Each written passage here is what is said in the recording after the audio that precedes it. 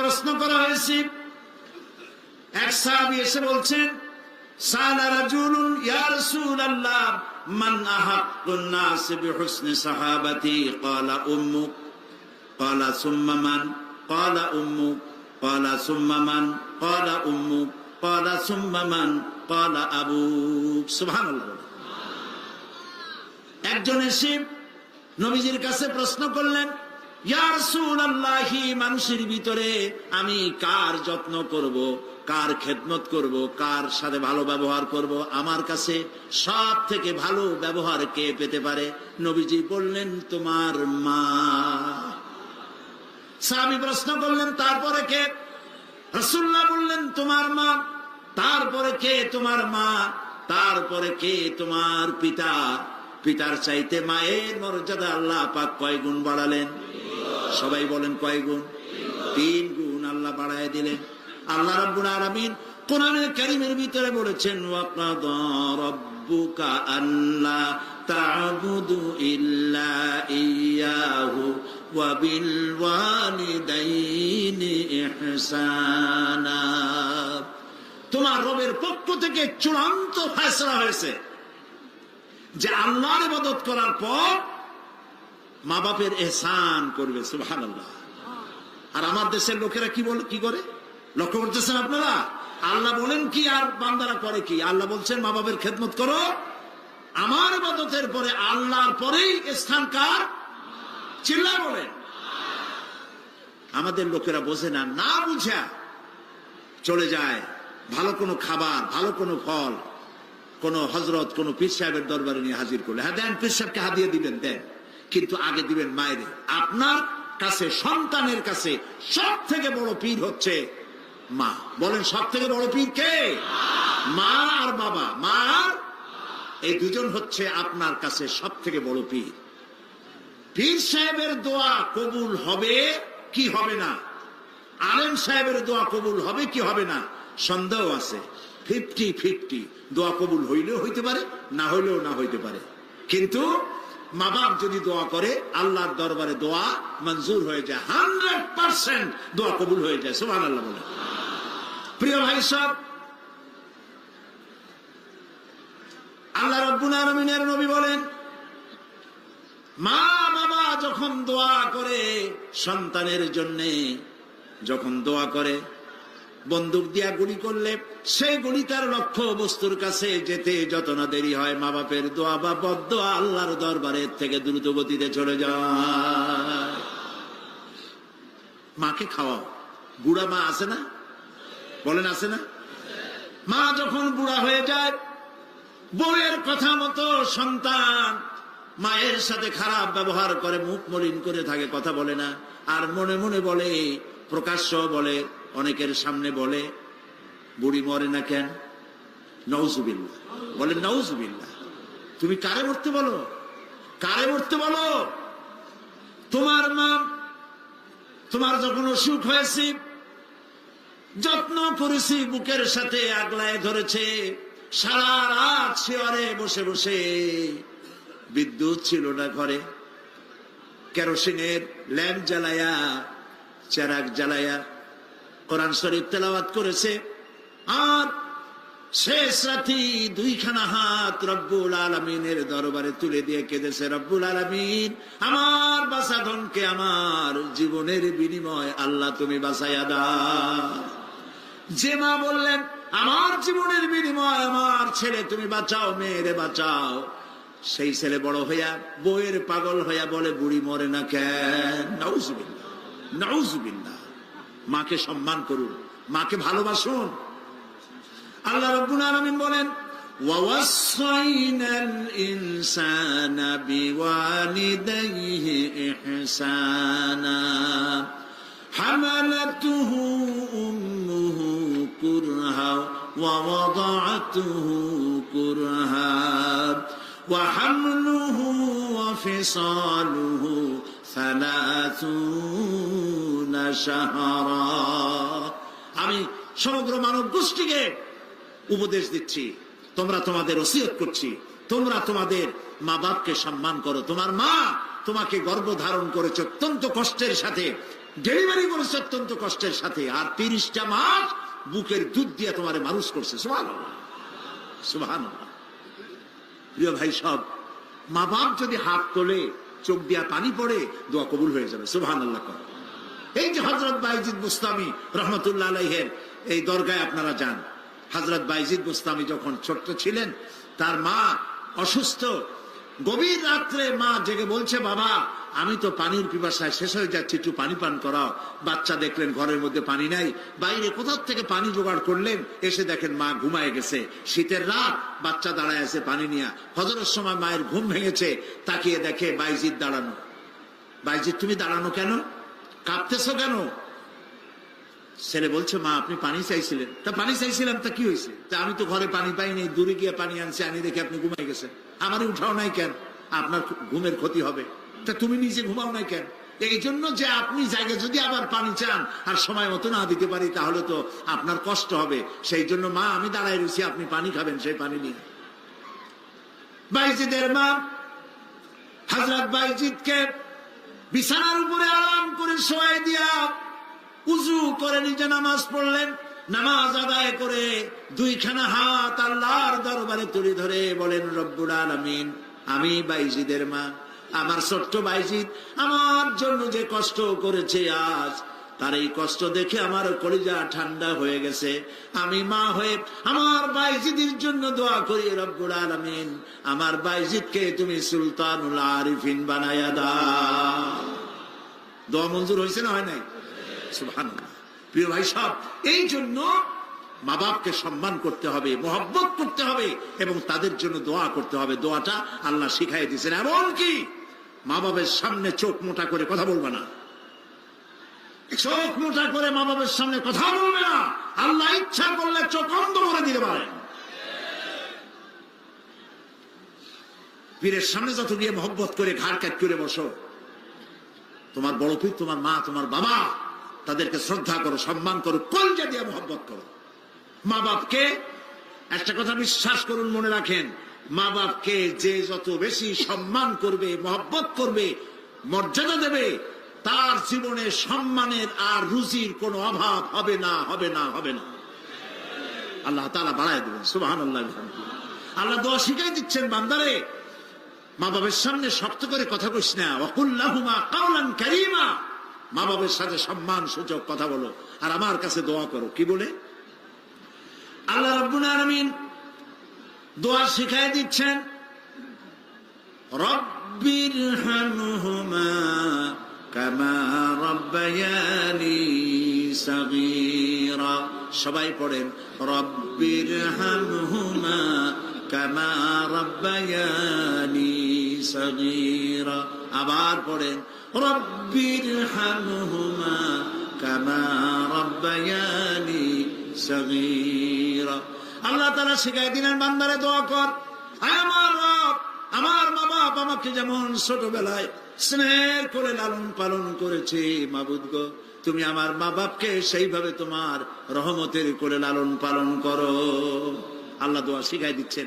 এই দোয়া প্রত্যেক নামাজের পর আপনারা পড়বেন। মনে থাকবে ভাই? জোরে বলেন, মনে থাকবে? আল্লাহ যেন আমাদেরকে মনে রাখান, আমরা বলি আমিন।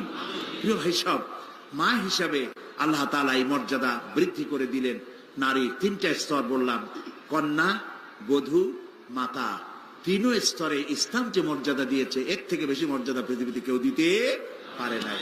এখন এই নারীদেরকে যাদের এত মর্যাদা আল্লাহ দিলেন, মর্যাদা তো এত বাড়াই দিলেন, সন্তানের জান্নাত মায়ের পায়ের তলে ঢুকাই দিলেন। সুবহানাল্লাহ বলেন, সুবহানাল্লাহ বলবেন না? মেয়ে লোকের মায়ের পায়ের তলে তার সন্তানের বেহেশত আল্লাহ ঢুকাই দিলেন। সম্মান করো, মর্যাদা করো। যারা মা বাবার সাথে বেয়াদবি করছো, আজকের রাতে মায়ের কাছে গিয়ে, বাপের কাছে গিয়ে পাও দুটো জড়ায় ধরো আর বলো, আব্বা আম্মা আমি তো ভুল করছি, বেয়াদবি করছি, বুঝি নাই, আল্লাহর রাস্তায় আমারে মাফ করে দেন। মাফ করে দেবে না? দিবে। মা বাবার চাইতে সন্তানের জন্য কল্যাণকামী কে আছে? বল কথা মতো খবরদার কখনো মা বাবার সাথে নাফরমানি করবেন না। মনে থাকবে? মনে থাকবে? আল্লাহ তাআলা মনে রাখার তৌফিক দিক, আমরা বলি আমিন। প্রিয় ভাই সব, এই নারীকে সম্মান দিয়ে আল্লাহ তাআলা বলেছেন নারীরা যেন পর্দায় থাকে। কুল লিল মুমিনাতি ইয়াগদুদনা মিন আবসারিহিন, মেয়ে লোকদেরকে বলা হয়েছে মুমিনা নারী তোমরা তোমাদের চক্ষুকে পর পুরুষ থেকে নিম্নগামী করে রাখো, ওয়াহফাজনা ফুরুজাহুন্না, আর তোমাদের যৌনাঙ্গ সমূহ এগুলিকে তোমরা হেফাজতে রাখো, এগুলি লজ্জাস্থান সমূহ হেফাজতে রাখো, যা মানুষকে দেখিও না। ওয়াকারনা ফি বুয়ুতিকুন্না ওয়ালা তাবাররাজনা তাবাররুজাল জাহিলিয়াতিল উলা, আর তোমরা তোমাদের ঘরের মধ্যে থাকো ওই জাহিলিয়াতের যুগে যে ধরনের সাজসজ্জা করে রাস্তায় বেরোতো, ঠাক ঠামক করত, রূপচর্চা করত মানুষের সামনে, পরপুরুষের সামনে, জাহিলি যুগের মতো তোমরা বেরিও না। কে বলতেছেন? আল্লাহ বলতেছেন, আল্লাহ পাক বলছেন ওয়াকারনা ফি বুয়ুতিকুন্না, ঘরের মধ্যে থাকো। এই ঘরের মধ্যে থাকার অর্থ কিন্তু এই নয় যে ঘরের মধ্যে পড়ে থাকো, লেখাপড়া করো না, চাকরি বাকরি করো না, এটা কিন্তু নয়। বরং নবী করিম সাল্লাল্লাহু আলাইহি সাল্লামের যুগে মহিলা সাহাবীরা ব্যবসা করেছেন। কেউ আতরের ব্যবসা করেছেন, কেউ ফলের ব্যবসা করেছেন, কেউ খেজুরের ব্যবসা করেছেন, এবং এই মহিলারা নার্সের দায়িত্ব পালন করেছেন। যুদ্ধাহত সৈন্যদেরকে নার্সিং করেছেন, যুদ্ধের ময়দানেও তারা কাজ করেছেন। কাজী ঘরের মধ্যে থাকো তার অর্থ হলো ঘরের মধ্যে যে পরিবেশটা থাকে পর্দার পরিবেশ, যখন বাইরে যাবে তখনও এই পর্দার পরিবেশটা নিয়ে যাবে।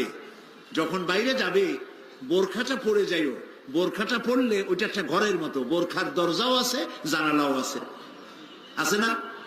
যেখানে সুযোগ আছে জানলা খুলে দেন, মুখের কাপড়টা উঠাইয়া দেখেন যেখানে সুযোগ আছে, আর যেখানে সুযোগ নাই জানলা বন্ধ করে দেন, ঠিক না? এই বোরখা পরতে বলা হয়েছে, বোরখা পরে চলবেন। এই বোরখাটা একটা নিয়ামত। বাংলাদেশ নিয়ে কথা বলি, এই বাংলাদেশে আজ পর্যন্ত যত নারীর মুখে অ্যাসিড পড়েছে, একটা দৃষ্টান্ত চাই। আপনারা বলেন আমাকে যে বোরখা পরা একটা মেয়ে লোকের মুখে অ্যাসিড পড়েছে, প্রমাণ দেন। পারবেন প্রমাণ দিতে? পারবেন? কেন পারবেন না বলেন? কারণটা কি? কারণ হলো এই, মেয়ে লোকটা যখন বোরখা পরলো সে আল্লাহর হুকুম পালন করলো। কার হুকুম পালন করেছে? আর তখন আল্লাহর দায়িত্ব হয়েছে নারীর সতীত্বের এবং তার শরীরের হেফাজতের দায়িত্ব নেওয়া। এই জন্য বোরখা পরা নারীর মুখে অ্যাসিড পড়ে না। মা বোনেরা যারা আজকে রাস্তায় বসে, প্যান্ডেলে বসে, বিভিন্ন জায়গায় বসে, বাড়িতে বসে আমার কথা শুনছেন, আমি মা বোনদেরকে বিনীতভাবে আরজ করি, যখন আপনি বোরখা ছেড়ে, যে সব মেয়েরা রূপচর্চা করে চুল পিছনে ছেড়ে দিয়ে লিপস্টিক লাগায় রূপচর্চা করে যখন কোনো দোকানে যায়, তখন দোকানের সেলসম্যান বলে, ভাবি আসেন আসেন, এই শাড়িটা পরলে আপনার দারুণ মানাবে। আর শয়তান শাড়ি বদলে মানাবি কিনা তার স্বামী বলবে তুই কিনা। এখন দোকানদার যদি ভাবি বলে তাতে কি মর্যাদা বাড়ে? বাড়ে না। আপনি দেখেন বোরখা পরেন, চাদর পরেন, দোকানে যান, দোকানি বলবে খালাম্মা, শাসিয়াম্মা, বসেন বসেন, সম্মান করে বসতে দেবে এবং আপনার সামনে কাপড়গুলি খুলে ধরবে যেটা আপনার প্রয়োজন নেবেন। তাহলে বোরখায় কি সম্মান কমায় না বাড়ায়? কমায় না বাড়ায়? মা বোনেরা বোরখা পরুন, চাদর পরুন। আপনার মেয়ে কলেজ গোয়িং, ইউনিভার্সিটি গোয়িং যেসব বয়সপ্রাপ্ত মেয়ে আছে, আল্লাহ কোরআনে বলেছেন এমন একটা চাদর পরো, যেই চাদরটা পরলে পরে মাথাটা, বুকটা, গলাটা ঢাকা হয়ে যায়, এমন একটা চাদর পরো।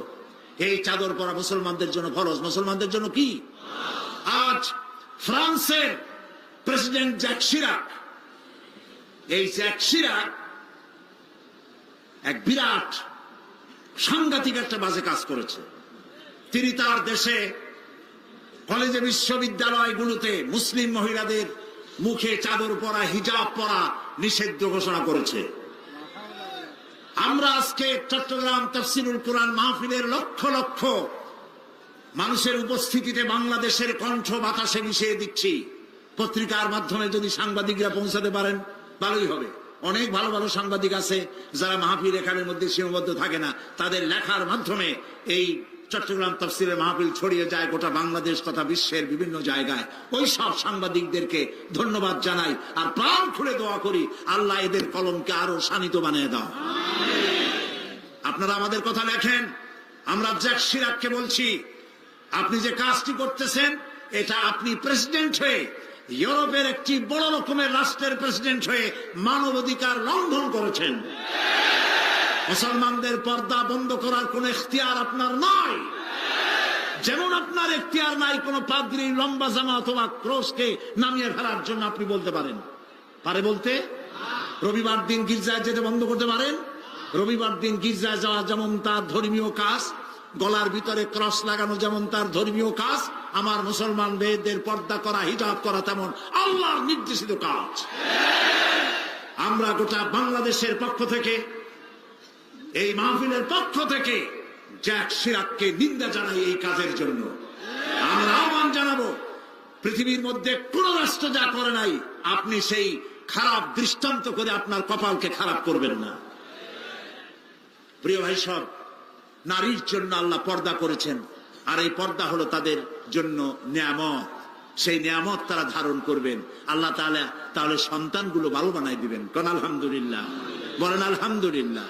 আচ্ছা বলেন, মৃগনাভি কস্তুরী ছাগলের পেটে হয় না হরিণের পেটে হয়? হরিণের পেটে হয়। হরিণ থাকে কোথায়? গাছের মধ্যে পর্দার আড়ালে। ছাগল থাকে কোথায়? মাঠে ঘাটে, পথে ঘাটে, যেখানে সেখানে। কাজে ছাগলের মৃগনাভি তো ভালো, দড়ি ধরলেও গোসল ওয়াজিব হয়ে যায়, দুর্গন্ধের খেলা। আর জঙ্গলের ভিতরে হরিণ থাকে, মৃগনাভি কস্তুরী আল্লাহ দান করেন, যার সুগন্ধ এখানে নাড়া দিলে সারা মাহফিল বিমোহিত হয়ে যাবে। আল্লাহ নিয়ামত পর্দায় থাকে।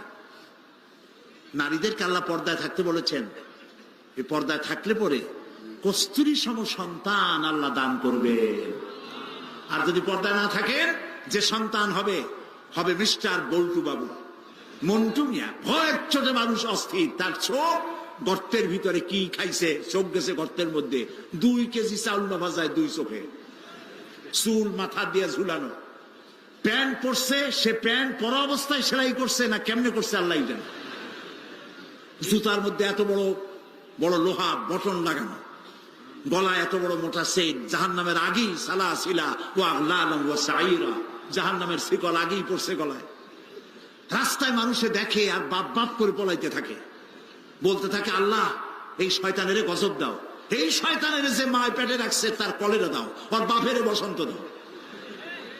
আর ছেলে যদি ভালো হয়, মানুষ দোয়া করে, আরে এই ছেলেটা এত ভালো, আল্লাহ এই ছেলেটির প্রতি রহম করো, এই ছেলের যে মায় পেটে রাখছে সে মায়ের রহম করো, ওর বাপের রহম করো। সুবহানাল্লাহ। নেক সন্তান পাওয়ার জন্য পর্দায় থাকা আপনার জন্য জরুরি। মা বোনেরা পর্দায় থাকুন এবং নিজের সৌন্দর্য পর পুরুষকে দেখাবেন না। আপনার সৌন্দর্য আপনার পিতার জন্য নয়, ভাইয়ের জন্য নয়, ছেলের জন্য নয়, কারোর জন্য নয়, শুধুমাত্র একমাত্র কেবলমাত্র স্বামীর জন্য। এই সুন্দরী প্রতিযোগিতার কথা সেদিন বলেছি। বাংলাদেশে বিভিন্ন সাবান কোম্পানির পক্ষ থেকে সুন্দরী প্রতিযোগিতা, ফটোজেনিক কি ফটো সুন্দরী, মিস ফটো সুন্দরী জেনিক না কি একটা কপালের সারা, জি এগুলি করতেছে, এগুলি তারা করতেছে, বিভিন্ন জেলা শহরে করতেছে। প্রিয় ভাই সব, আমি সেদিন বলেছি, আজকে লক্ষ লক্ষ লোক, সকলকে বলি, মিস বাংলাদেশ অথবা ফটোজেনিক সুন্দরী প্রতিযোগিতা যেখানে হবে সেখানেই বাধা দিবেন। ফটোজেনিক সুন্দরী প্রতিযোগিতা বাংলাদেশের মাটিতে হতে দেওয়া হবে না।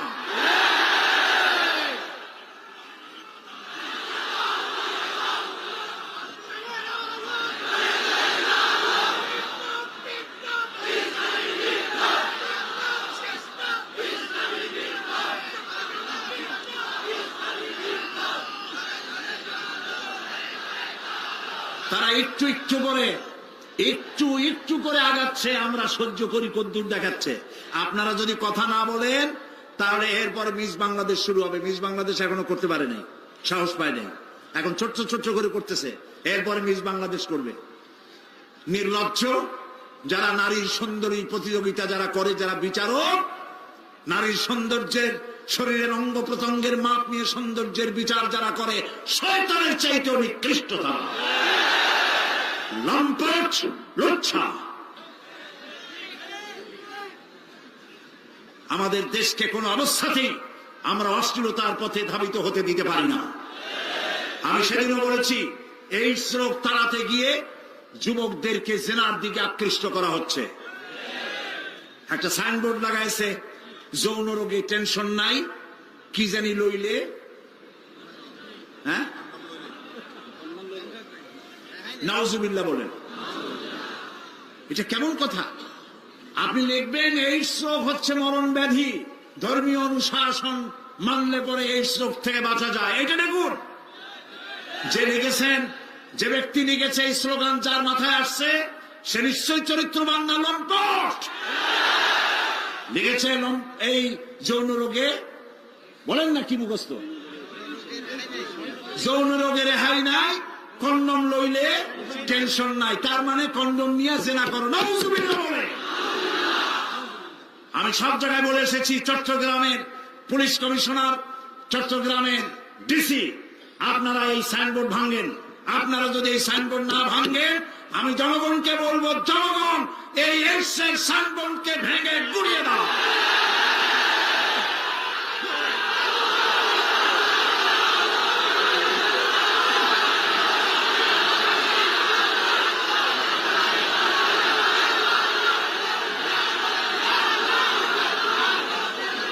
প্রিয় ভাই সব, আমরা কখনো আইন হাতে নিতে চাই না, কিন্তু আমার জাতি চরিত্র ধ্বংস হলে আমরা বসে থাকবো না। আমরা কথা বলবো, আমরা আমাদের বিবেককে কারো কাছে বিক্রি করি নাই।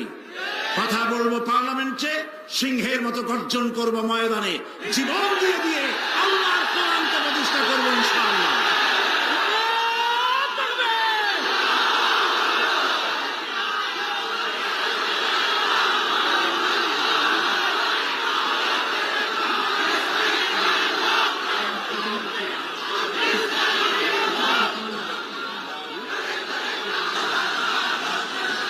প্রিয় ভাই সব,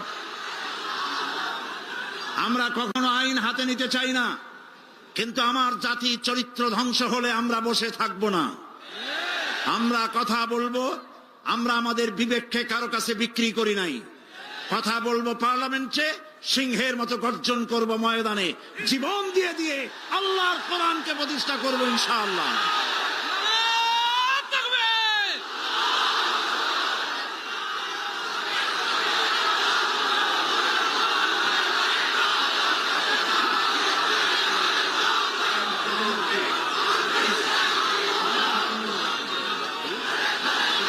প্রিয় ভাই সব, বসুন।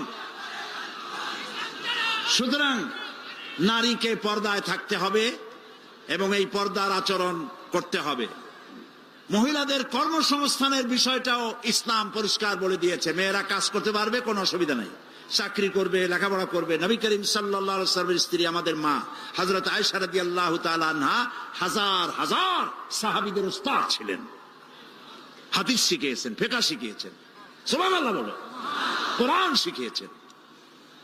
যুদ্ধের ময়দানে প্রধান সেনাপতিত্বের দায়িত্ব পালন করেছেন পর্দার ভেতরে থেকেই। সুতরাং আমাদের মাতৃজাতি, আমাদের নারী সমাজ লেখাপড়া করতে পারবেন, চাকরি করতে পারবেন, সব পারবেন, তবে একটি কাজ হলে তাদের চাকরিগুলি নিরাপদ হয়। সে কাজ হচ্ছে দেশের সবগুলি, আমি প্রস্তাব করেছিলাম, প্রস্তাবটা এখনো গৃহীত হয়নি, আমি বলেছি মহিলাদের জন্য আলাদা মেডিকেল কলেজ করার জন্য। কারণ মহিলা মেডিকেল কলেজ হলে পরে আমাদের দেশে যত পুরুষ ডাক্তার আছে সেই পরিমাণ মহিলা ডাক্তার নাই। মহিলাদের এমন অনেক রোগ হয় যা স্বামীর কাছে বলতেও তারা লজ্জা করে। ডাক্তার তো ভালো, এই জন্য মহিলা ডাক্তার বেশি প্রয়োজন। আর এজন্য বহু মেধা শক্তি সম্পন্ন মেয়েরা কো-এডুকেশন বলে মেডিকেল কলেজগুলিতে ভর্তি হতে চায় না। মহিলা মেডিকেল কলেজ হলে তারা স্বাচ্ছন্দ্য ফিল করে। আমি প্রস্তাব দিয়ে রেখেছি, আপনারা দোয়া করুন যেন সেটা হয়। এখন সমস্ত গার্মেন্টস ফ্যাক্টরি, সমস্ত প্রাইমারি স্কুল এবং হসপিটালের মহিলা হসপিটাল, মহিলা ক্লিনিক ইত্যাদি, এগুলি যদি মহিলাদের দায়িত্বে দিয়ে দেওয়া হয় তাহলে মহিলারা নিরাপদে চাকরি করতে পারেন। বিশেষ করে সমস্ত প্রাইমারি স্কুলগুলি মাস্টার, পুরুষ মাস্টারদেরকে অন্যত্র কাজ দিয়া সমস্ত প্রাইমারি স্কুলগুলি যদি মহিলাদের হাতে ছেড়ে দেওয়া হয়, মহিলা শিক্ষয়িত্রীদের কাছে, তাহলে ছেলেরাও মায়ের মতো আদর পায়া শিখবে আর মায়েরাও নিরাপদে সতীত্ব সম্ভ্রম বজায় রেখে তারা চাকরি করতে পারবে। এরকম একটি চিন্তা চলছে, আপনারা দোয়া করেন যেন আল্লাহ তাআলা এই ব্যবস্থা করে দেন। প্রিয় ভাই সব, আরেকটি কথা, এখানে একটি মসজিদ আছে কোথাও, কাদিয়ানীদের একটা মসজিদ। কোন জায়গায় নাম বলেন? আহমদিয়া চকবাজার। এখানে একটা মসজিদ আছে কাদিয়ানীদের, বাইতুল বাসেত মসজিদটার নাম।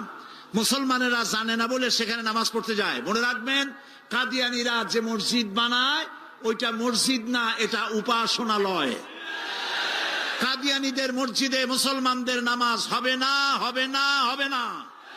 কারণ গোলাম মোহাম্মদ কাদিয়ানী কাফের, আর তাকে যারা নবী মানে তারাও কাফের। তাদের সাথে মুসলমানদের না না না, থামেন, এই যে বসেন। আমি কিন্তু এই গরম স্লোগান পছন্দ করি না। কি জ্বালায় পোড়াই দেবেন আপনি? জ্বালানো পোড়ানোর মধ্যে আমরা নাই।